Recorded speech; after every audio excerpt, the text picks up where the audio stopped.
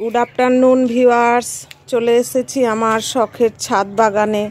আশা করি সকলে ভালো আছেন, আমিও ভালো আছি। আজকে আবারও একটি নতুন এবং গুরুত্বপূর্ণ ভিডিও নিয়ে আমি আপনাদের সামনে হাজির হয়ে গেছি। ভিউয়ার্স, থাম্বনেল দেখে নিশ্চয় আপনারা বুঝে গেছেন আজকে আমি কি শেয়ার করতে চলেছি। আজকে আমি যে ফুল গাছটির পরিচর্যা দেখাবো সেটি একটি জনপ্রিয় গ্রীষ্মকালীন ফুল গাছ।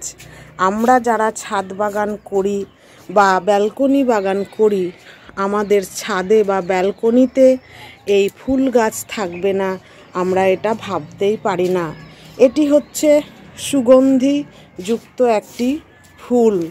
এই ফুল থেকে সাবান তৈরি হয়, বিভিন্ন ধরনের ধূপকাঠি তৈরি হয়। হ্যাঁ, আজকে আমি বেল ফুল বা বেলি ফুল গাছের বিশেষ পরিচর্যা আপনাদের সামনে তুলে ধরব। আপনারা আমার সঙ্গে থাকুন।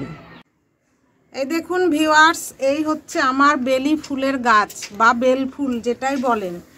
এটাকে গরমে যদি আমরা প্রচুর ফুল পেতে চাই তাহলে আমাদের কি করতে হবে, বিশেষ একটা পরিচর্যা নিতে হবে।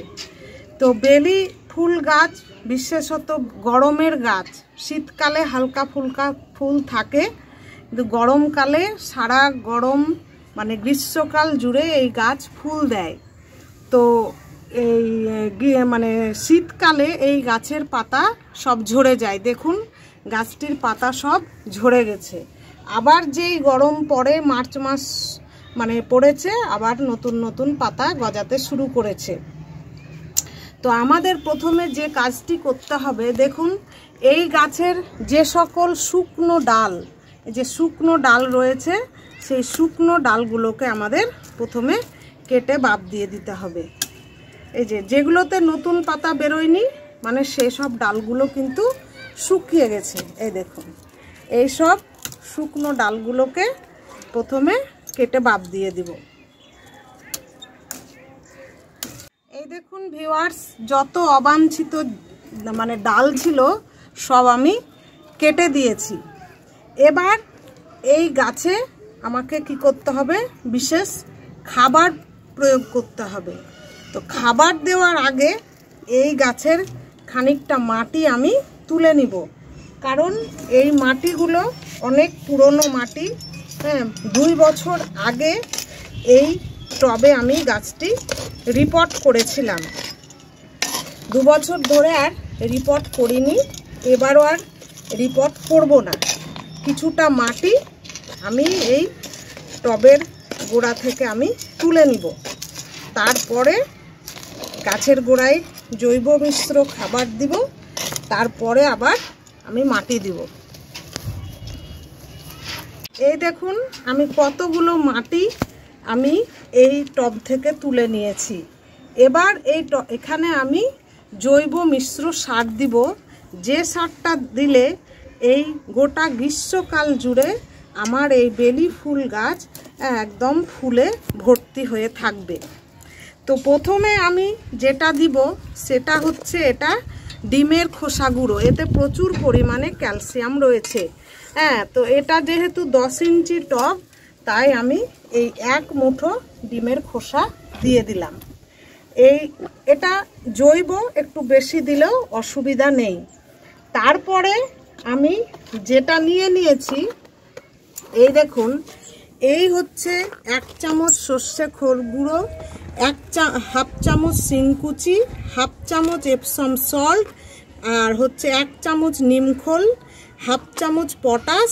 তার সাথে নিয়েছি 1 গ্রাম হচ্ছে কি এটা সাফ ফাঙ্গিসাইড। এবার এই সমস্ত উপকরণকে আমি এই গাছের গোড়ার চারি সাইডে এভাবে দিয়ে দিব। নিমখোল দিলাম কারণ নিমখোল একটি সার এবং গাছের মাটিতে যদি ব্যাকটেরিয়া থাকেন ধ্বংসকারী, সেটাকে নষ্ট করে দিবে। আর আর আর সর্ষে খোল তো জানেন, এই সময় গাছ প্রচুর পরিমাণে শাখা প্রশাখা ছাড়বে এবং নতুন নতুন শাখা পাতা বেরোবে। তার জন্য সর্ষে খোল দিতে হবে। কারণ সর্ষে খোলে প্রচুর পরিমাণে নাইট্রোজেন আছে। আর এপসম সল্ট হচ্ছে ম্যাগনেসিয়াম সালফেট। এই ম্যাগনেসিয়াম সালফেট কি করবে, গাছকে বেশি বেশি করে খাবার তৈরিতে সাহায্য করবে এবং গাছকে সবুজ রাখবে। তারপরে দিয়েছি যেটা পটাশ। এই পটাশের মধ্যে প্রচুর পরিমাণে পটাশ রয়েছে, যেটা কি করবে, গাছে ফুল আনতে মানে সাহায্য করবে। আর যেটা দিলাম সাফ ফাঙ্গিসাইড, এটা হচ্ছে এই যে আমি গাছের গোড়াটার মানে মাটি তুলতে গিয়ে শেকড়ে কিছুটা আঘাত লাগে, তাই শেকড়ের যাতে ক্ষতি না হয়, কোনো ধরনের ফাঙ্গাস না লাগে, তাই সাফ ফাঙ্গিসাইডটা দিলাম। এবার নতুন মাটি যেটা আমি রেডি করে রেখেছি, এই নতুন মাটির মধ্যে রয়েছে 5 ভাগ গার্ডেন সয়েল এবং 3 ভাগ কাউডাং কম্পোস্ট। এটাকে আমি মিশিয়ে রেখেছি। এবার এই মাটিটা দিয়ে আমি কি করব, সারগুলোকে সব ঢেকে দিব। আপনাদের কাছে যদি কাউডাং না থাকে তাহলে পাতা পচা সার বা ভার্মি কম্পোস্ট এই রেশিওতে দিতে পারেন। এই দেখুন আমি সারগুলো পুরো ঢেকে দিলাম উপরে নতুন মাটি দিয়ে। এবার গাছের গোড়ায় পর্যাপ্ত পরিমাণে জল দিতে হবে। এই দেখুন এবার গাছের গোড়ায় আমি পর্যাপ্ত পরিমাণে আজকে জল দিয়ে দিচ্ছি। আর গাছকে আজকে আমি সেমি শেডে রাখবো, কাল থেকে ফুল সানলাইটে রাখবো। এবার এই গাছের পরিচর্যা সম্বন্ধে যেটা বলবো সেটা হচ্ছে যে এই গাছ খুব রোদ পছন্দ করে এবং দিনে কম করে 6 থেকে 8 ঘন্টা এই গাছটাকে রোদে রাখতে হবে এবং জল গাছের গোড়া শুকালেই এই গাছে জল দিতে হবে। তারপরে যে খাবারটা দিয়ে আমি গাছ লাগালাম, 1 মাস কোনো রকম ভারী খাবার দিব না। এরপরে এমনি মাসে 2 বার সর্ষে খোল পচানো জল দেওয়া যেতে পারে।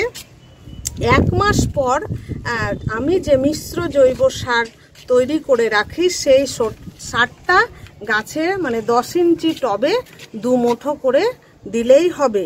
এই মিশ্র জৈব সারের ভিডিও আপনারা দেখতে চাইলে আমি ডেসক্রিপশন বক্সে লিংক দিয়ে দিব, দেখে নিতে পারেন। এবার হচ্ছে এই গাছ রোগ পোকার আক্রমণ হয় না তা নয়, কিন্তু খুব বেশি হয় না। এই গাছে আমি যেমন প্রত্যেকটা গাছে 7 দিন পর পর নিম তেল স্প্রে করি, আপনারাও করবেন।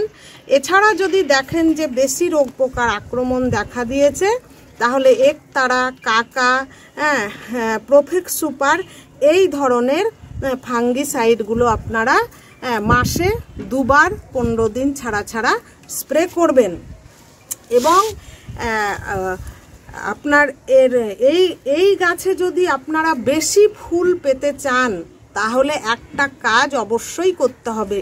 সেটা হলো কি, যখন এই গাছ থেকে নতুন নতুন এই যে শাখা প্রশাখা বেরোবে, তখন কি করবেন, পিঞ্চিং করে দিবেন। পিঞ্চিং করে দিলে প্রচুর পরিমাণে শাখা প্রশাখা বেরোবে আর গাছটা অনেক ঝোপালো হবে, ঝাঁকড়া হবে এবং প্রচুর পরিমাণে ফুল আসবে।